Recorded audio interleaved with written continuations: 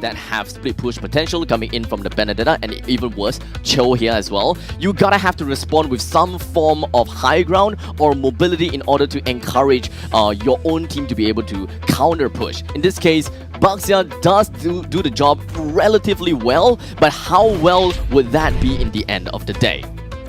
Looking at these two drafts, I mean, I'm excited. There are comfort picks around, right? Cho, Lolzy on that Cho. You know he wants to isolate someone as well and be able to burst them down with the Kagura. Crazy addition now to RSG, but Slate, they are not going to let up either. So with the drafts locked and loaded, we're about to go into game number 1. With that said, ladies and gentlemen, to the portal we go. Both these two teams are El Clasico. Slate going up against RSG. One desperate for revenge, the other one wants to secure that throne. And this is game number 1, and this will not be the last engagement. Well, El Clasico 2.0, new El Clasico, whatever that you all want to call it, this is the game that we are going to be looking for. And to, of course, hype up the game, let us go around the lineup and introduce the players that we have here. Bray is going to be playing onto the Akai, Baby Cakes onto Melissa, Diablo onto the Benedetta, Lolzy onto the Joe. And let's not forget Roy, he's coming in to play as the Kagura. And of course, on the other side of the aisle, Slate coming in, FMM on the Claw, Sailor on the Faramis this time round, Adamir on the Fedrin, JP on the Grok, Gear, the Roly Poly, and of course, the First Blood goes over to RSGSG. Great start. Yeah, unfortunately a little bit off screen. But looking at the fact that Diablo that is working onto the Unbending Will fought against Adamir and worked out pretty darn well against that Fredrin, that I gotta say, there is some form of surprise there, but not too much of a surprise. We know that Benedetta's strikes are relatively painful, and we, at least I, for me, thought that there would be a lot more proxying going on about. But RSG, they are working their way to work into a more, conservative way of play. Because naturally by now, Diablo will be cutting the lanes. Yeah, and you talk about conservative, right? Abstract. Sailor went in for the Purify, a staple when you go up against, the likes of the Nakai. You Purify, you pop that Cult Altar at the same time. Oh, it's going to be Lolzy getting stunned up slightly, but just a high and by kind of thing. Both of these two teams don't want to commit because the turtle coming up in 10 seconds. Well, of course, like you said about a Purify, you're gonna have to get yourself out of clutch situations, especially since there is Lolzy, there is also gonna be an Akai that eventually pops you off in an unfavorable position, unable to pop off your Cult Altar. Looking at the emblems now, I did manage to talk a little bit more about the Unbending Will, moving onto damage and penetration onto the side of Benedetta, and of course, very likely gonna go for tank you side. Yeah, Diablo at the same time. Oh, it's going to be a burst coming out. Yeah, we'll be able to take down Adamir for now. But at the same time, it's just going to be pandemonium. Both these two teams just going to go all the way in. It's going to be Execute coming out from Adamir, taking down Roy. 2 kills going down. Slate will also secure the turtle. Quite a rotation coming in from Slate. When it comes down to RSG trying to secure themselves the turtle and of course really just compete against the opponents as much as possible, they are not exactly at that point in time that they could work that out pretty well. With Gear, oh hold on a second, speaking of Gear, Yeah, we'll be able to get out away. Adamir, Diablo jukes it around. Adamir decides to just walk through the turret and just walk back out like an absolute Chad. But yeah, rolling around, they secure the first turtle for now, which is a good start as well. But RSG, looking at the goal lead, heavily in the favor of Slate.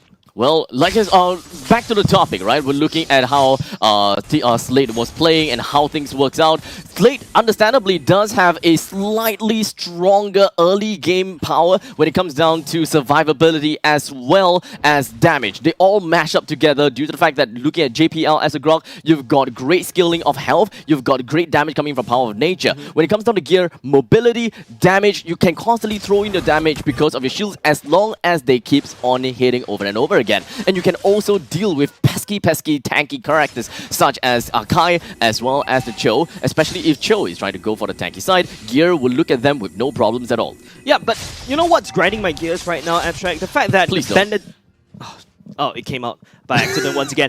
Why is Diablo going in for that particular emblem? Because, you expect, more Spellbam going in, but instead, he went for the Unbending Will. So that's something, you're a Benedetta main. Yep. Could you like, help enlighten us a little bit? Sure, when it comes down to Benedetta playing onto Unbending Will, most of the time you're the one to play as tanky as possible. You wouldn't be able to get too much. But hold on a second, we're looking at the fight here. With JPL will be able to one to fall. Melissa will be the one that actually land down the bubble. At the same time, Bray will be able to find the Sayla all the way at the backside. The puppet will not allow Sayla to run on the way. The damage constantly on top of that. Sayla tries to run away, but tries to juke in the brush. But Melissa catches up. With 3 kills onto the hands of RSG, they did manage to put themselves hand in hand, neck and neck against Slate. 4-3 actually. So we are definitely going to be looking at a couple of difference with Diablo starting up the turtle for Bray, getting himself the electro final blow to catch up right onto Fredrin in order to apply a little bit more pressure.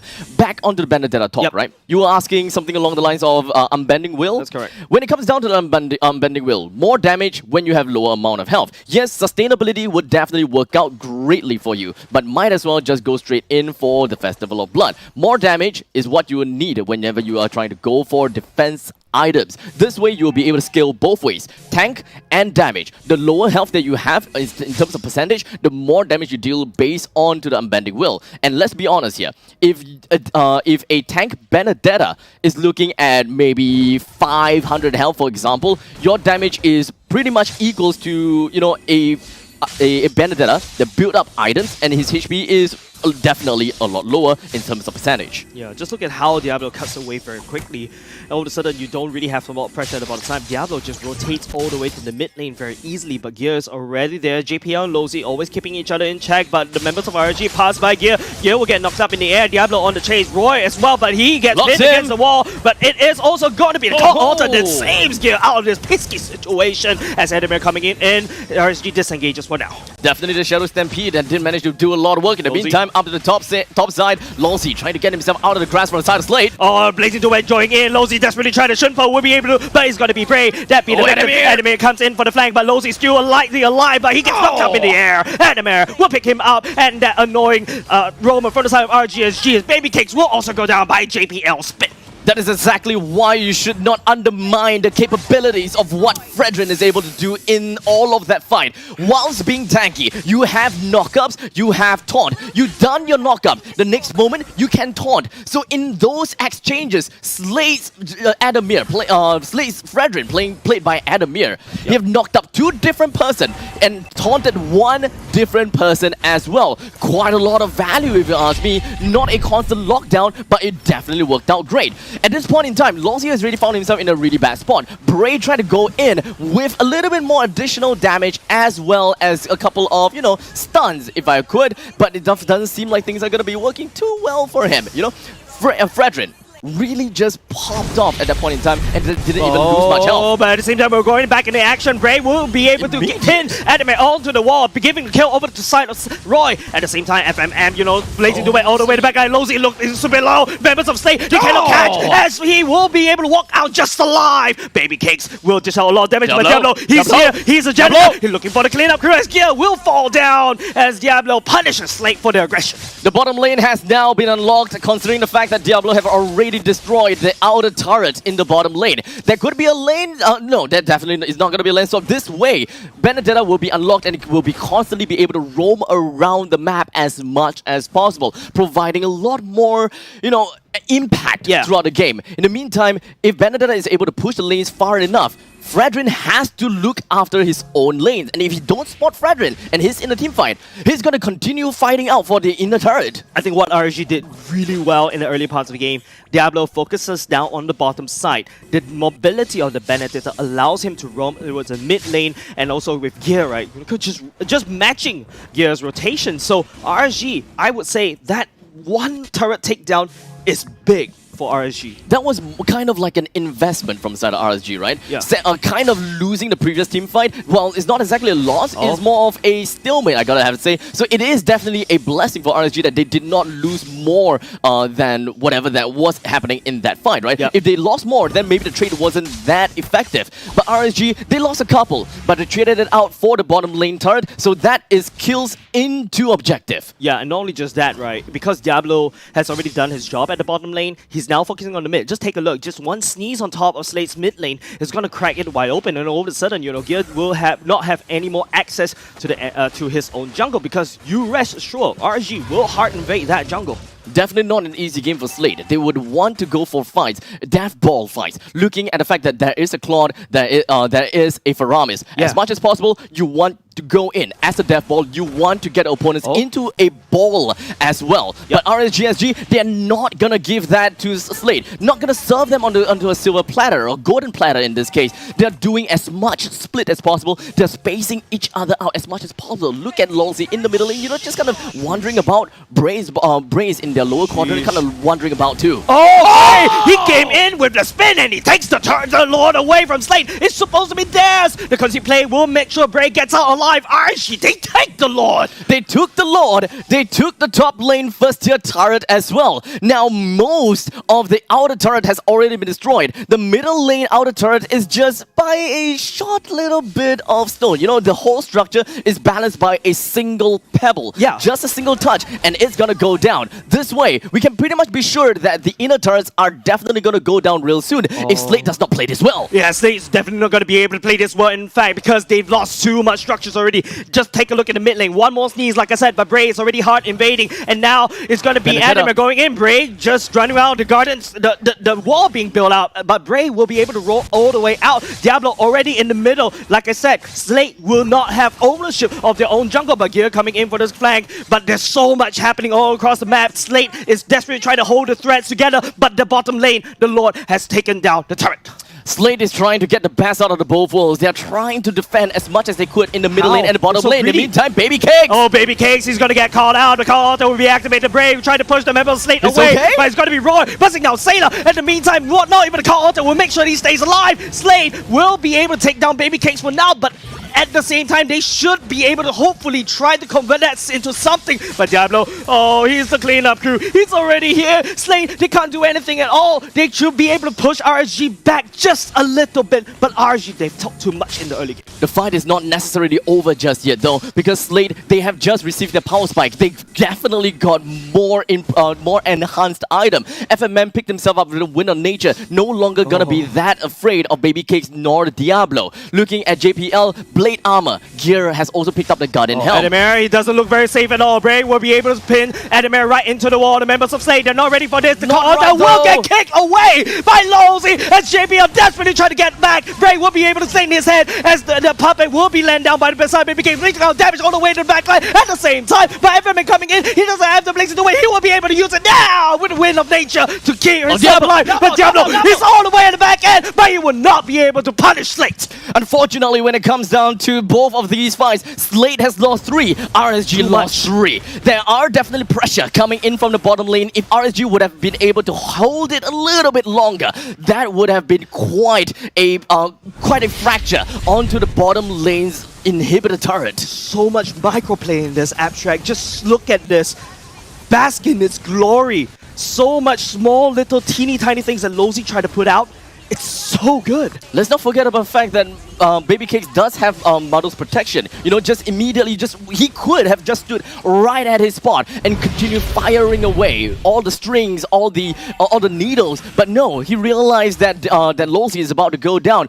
She relocated herself just so that she would bring the bubble with her. But unfortunately, what Lolzy was down from is from FMM, and FMM brings him down. Because you play going in, Lolzy will be able to knock it out. FMM gets kicked right back into the base. No more damage from the side of Slate. Is FMM desperately trying to chase, but Baby Cakes, he will go down. Sailor will be able to catch it all on to win. Roy is already low health, and members of Slate will try to force the issue. And now, instead of actually chasing for the kills, they're pushing down the mid lane.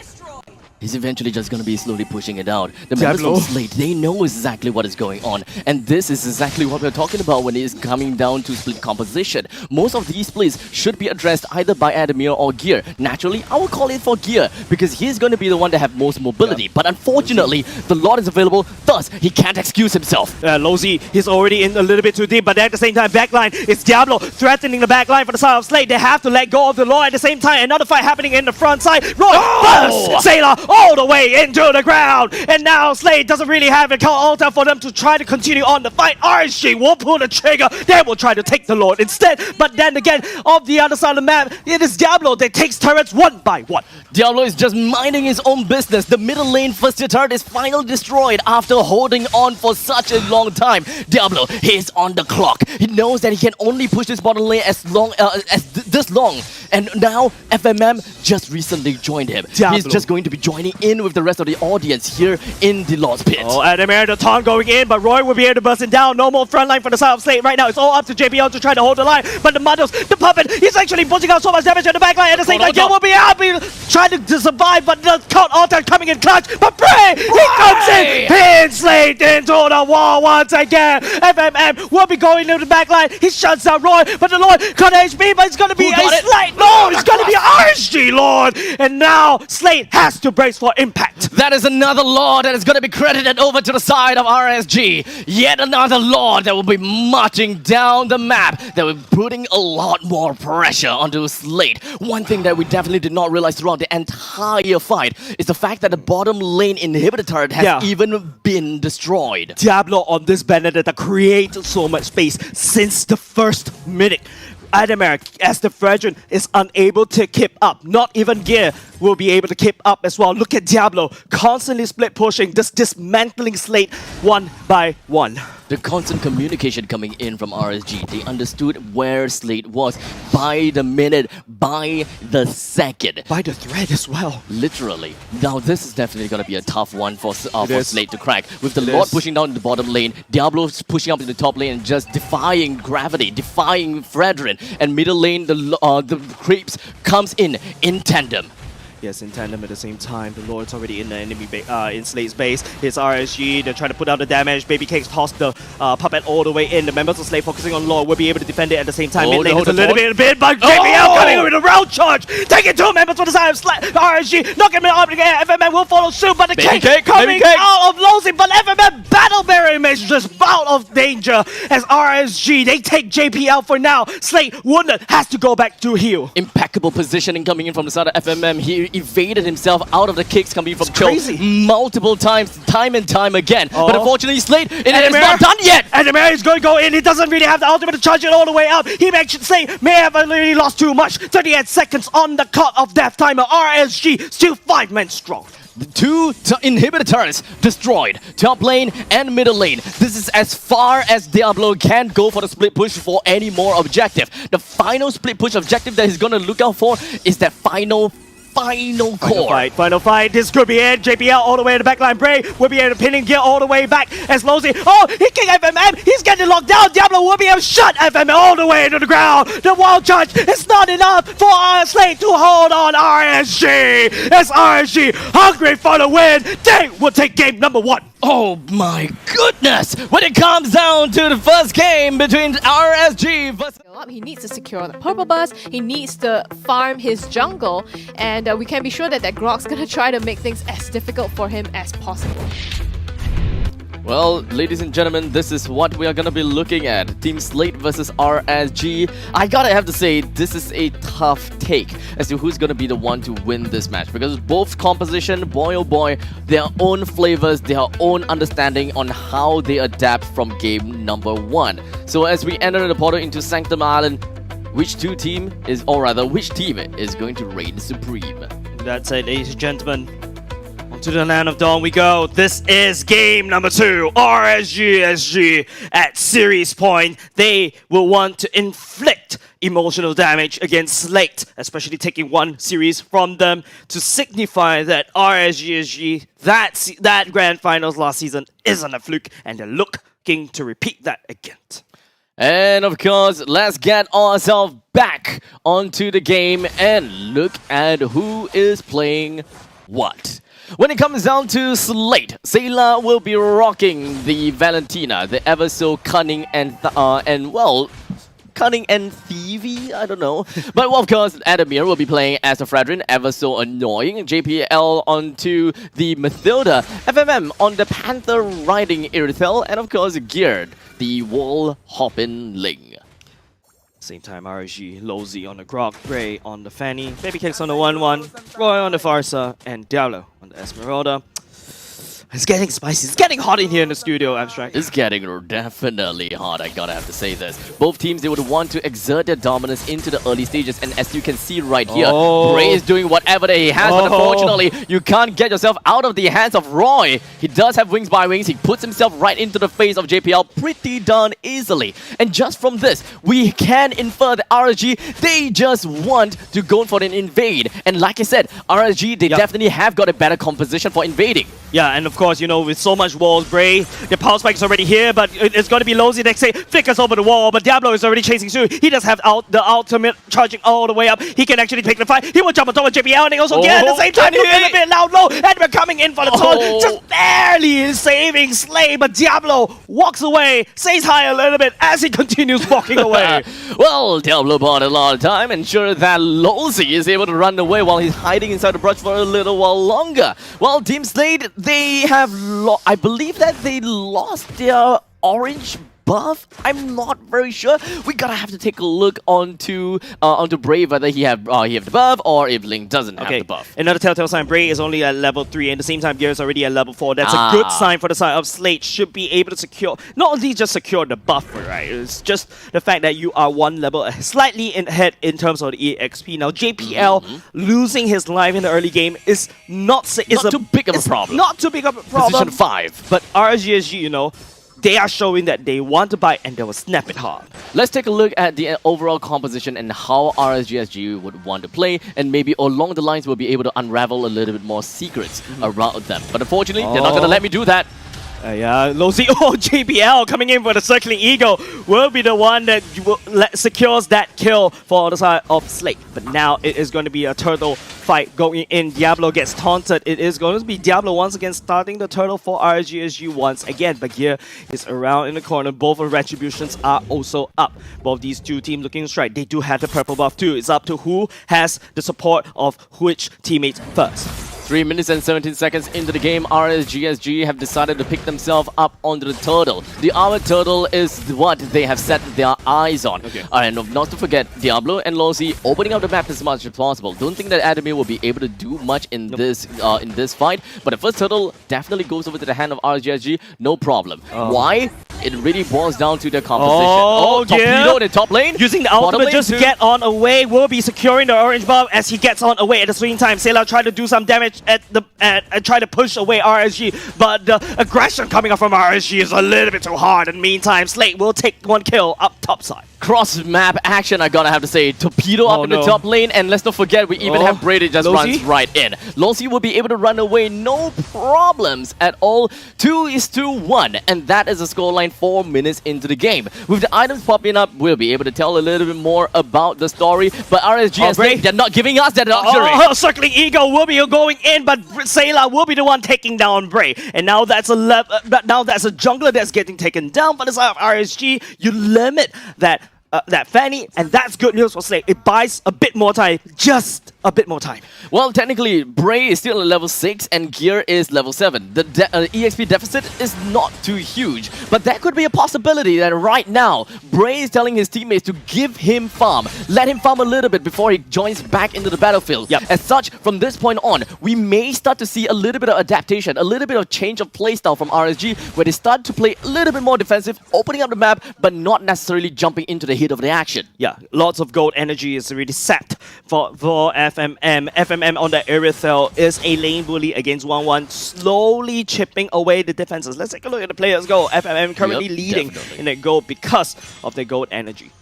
Definitely. Gotta have to say, Bray have told his fellow teammate that he needs to farm. So either he's just gonna be farming the jungle all the way, or join in the battles only if they can see a slight tinge of victory. Sayla does have the wall charge in tow at the same time. Roy heading in the pixel brush at the same time. Roy will use the wings by wings to fly on away. Do not line up for the side of RSG, but hold on a second. Ray will jump in, circling Eagle. JPL diving in all the way in, and now he gets caught by 3 members. JPL desperately trying to get on away, gets wall charge right in the face as Roy comes in with the feather airstrike. JPL flickers to safety, and that is a big ultimate and flicker used by Slate. Well, unfortunately, Roy is not exactly online yet. Hold on a second. Diablo is not too out of the danger just yet. He did manage to get himself a quick run with a sprint. But unfortunately, Sayla taken down, and the rest of the RSG, they are just trying to get themselves away. Slate is not done yet, though. Slate's not done yet. Gear trying to push down the onslaught, trying to push away RSG away. They're going to use FM to secure the turtle instead, but Gear goes all the way in deep, using the Tempest of Blades to try to push RSG away from their target. JPL will be the punching bag, the sacrificial lamb, over to RSG. We're gonna have to say, when it comes down to picking the Mathilda onto the Fanny, there are definitely advantages and disadvantages. If you were to activate your torpedo a little bit too soon, you are gonna be sent flying together with where Bray is gonna be. Sometimes you land with the Bray's teammates, but sometimes Bray is just far, far away. And if you happen to manage to get someone with you through guiding wind, then the better it is. You should be able to lock down Bray as much as possible. But speaking of lockdowns, Slate, they don't necessarily they don't have the heroes that can really lock down Bray post the torpedo. So even when it comes down to Circling Eagle and someone followed him, the only one that can follow him and really lock down Bray is Adamir. Yep, at the same time, Feather Airstrike will be used to zone out the reinforcement coming off of Slate. FMN tried to chase, but he's going to take so much damage. I don't think Slate will want to try to push this all the way in. Half HP is the turret at the same time as is from the damage that you output. So understandably, we have an idea as to how RSG have gone for themselves in terms of the composition. But Slate though, Valentina, Fredrin, Mathilda, Irithel, and Link. Link comes popping by into the late stages once he gets his third item. Valentina pops in with great utility and damage in the early stages. Adamir, great utility and tankiness in the mid stages of the game. JPL in the early, FMM into the late. So Slate, they do have a composition that rounds out really well in the late stages, and they skill better than RSG. But that doesn't necessarily mean that they will win against RSG by a long shot. Oh, how's Bray actually winning this? He's actually behind level and also behind items of gear. He's taking a lot of damage coming up from Bray. That is actually crazy. The battle of Sharp Prodigies happening right here, but Diablo, he's actually around there. The ultimate will miss one now. Gear moves super slick. But at the same time, Slate focusing their attention elsewhere. As the game slowly goes by, the Lord is currently just standing up tall by his pit. Slate and RSG, both teams, they're not necessarily interested in picking up any fights. They're still on stalemate, staring each other down, asserting some dominance, but it doesn't mean that they would want to go all out just yet. Because it's just not the time. It's not the time for both these two teams. Gear desperately needs the farm. Same could be said for the side of RSG, Gear as well, right? So Slate, what are they trying to do? But Diablo always down there. Gear, Tempest of Blades will be able to jump all the way out, try to just juke it all the way all around. Gear will be able to get away to safety, but like I said, that's one big ultimate used.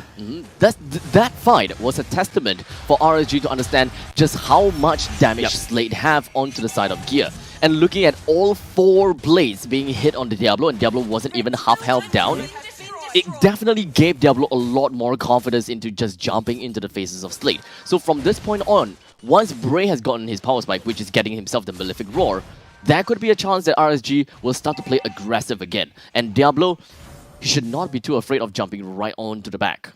Yeah, but Slate, this is RSG binding time, but Diablo, he gets caught out. Roy comes in with Tempest of Blades. Adamir will be there to try to dissuade, but he's taking too much damage. Bray tries to hit, but he tries to hunt him down, but it's going to be Roy will be burning. The Fadrin all the way down to ground. FMM dishing out damage, but Gear coming in for the assassination and the back line, and that's pandemonium for the side of the back line, for the side of RSG right now. Training 2 for what? What did I say? Aggression.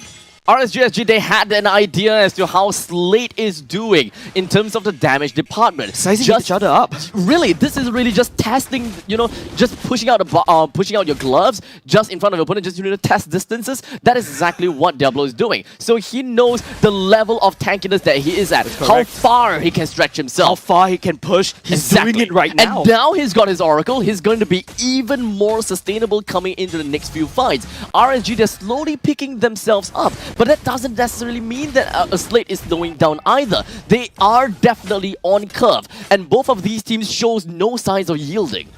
They don't want to use right now. The Lord is already getting contested upon RSG, but the wild charge, it knocks up 2. Slate gets one jump in the air at the same time. 2 members instantly melted by the side of RSG, FMM and Enderman, the only ones left. Gear already in the mid lane, but Enderman knocks up Diablo right into the air. RSG will forfeit that Lord. They've already picked up the prize, which is 2 members of Slate. All 5 members of RSG is still alive, while 3 members of Slate remains in the upper quadrants of the jungle. RSG will take this opportunity to focus down onto the Lord in order to bring down the focus down the outer turrets of Slate, and they could even be able to chip down or maybe bring down the inner turrets of Slate. At this point in time, RSG is just going to be on ahead of curve by quite a bit, and by 12, 13, maybe 14 minutes in, if RSG is playing the way that they are playing right now, they should be able to hit 5,000 gold lead. Yeah, not just that.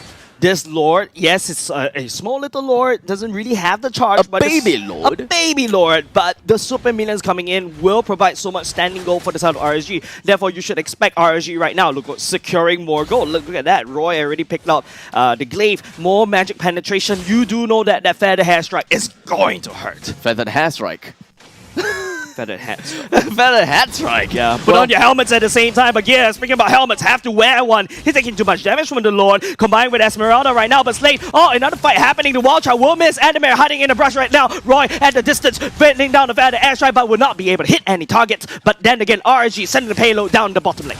Well, the Lord is going to be escorted by Esmeralda. Nothing is going to be stopping except for this gear. But unfortunately, his HP dropped down low. We kind of seem as though we are looking at a complete replay. Bray just getting himself cutthroat over to gear and doing whatever that he could in order to bring him down. But they are not exactly on a tear as we expected. But that could be a point in time where RSG can get even higher on top of the goal charts. Yeah, and RSG Bray is already doing a lot of damage against gear, which is already at level 15. But Losey, the flicker, the wall charge! RSG knock a Slate right into the air. Speaking of right into the air, Roy, feather airstrike. Bray coming in for the cleanup. 3 men down for side of Slate. Mid lane turret cracking open already. And RSG, that will lead the charge. Baby Cakes, Diablo finding gear at the back line, but it's going to be Tempest Blade. But Baby Cakes, he takes it to the air! But gear jumps away back into safety, but Baby Cakes, they will take down the top side turret. Ling, he flew away to a land that we don't know at all. He's not defending the base because technically speaking, he don't need to. Sailor is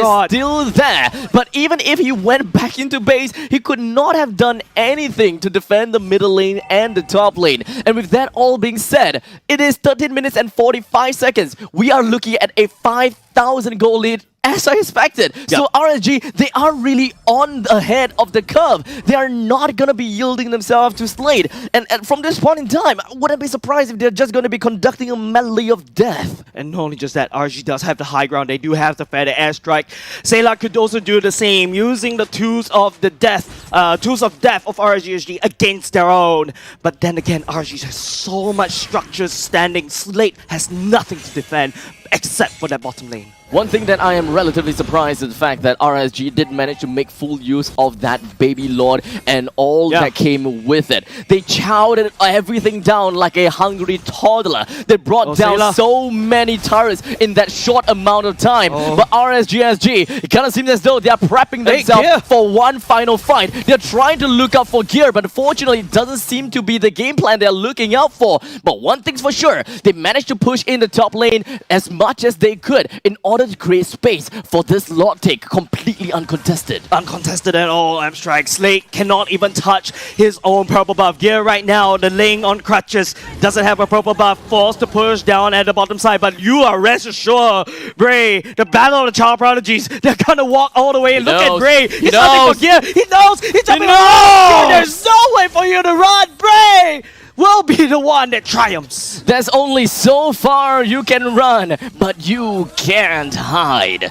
Gear showed himself in the bottom lane trying to work onto those split pushes. And of course, I would believe that Bray have been counting down the timer of his first skill to know when can he be vaulting up against the wall. As such, he found out of cooldown, I can go for this and immediately pop the heads off of this link. And because of that, our Slate, they have to fight this fight in a 4-man disadvantage. Phantom Airstrike will be able to chunk down FMM. Sailor will respond with the same, but the call, it gets chunking down. RSG second the Lord. They will defeat Slate in game number 2. In a 2-0 fashion, completely convincing.